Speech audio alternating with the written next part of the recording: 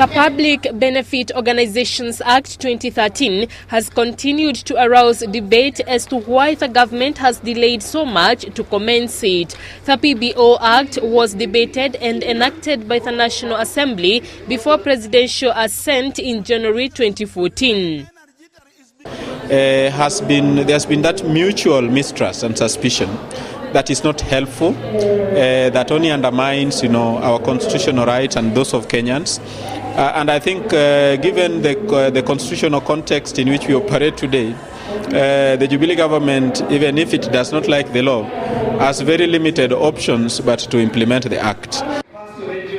Suba Churchill, the coordinator of the National Civil Society Congress, has said the non-commencement of the act is a move by a section of senior Jubilee government officials who are against PBOs that have been supporting the ICC in its efforts to bring to justice suspects of the post-2007 election violence.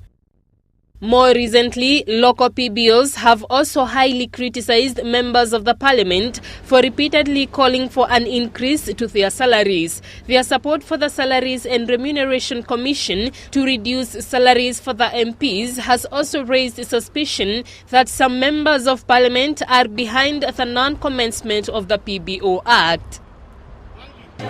I think there are people who in government who appear not to be very comfortable with certain NGOs or actions that certain NGOs did in the past, including those that worked with witnesses at the International Criminal Court, including those that called for justice for victims of post-election violence, and more recently those organizations that sought to be enjoined in the petition challenging the election of the president in the 2013 elections.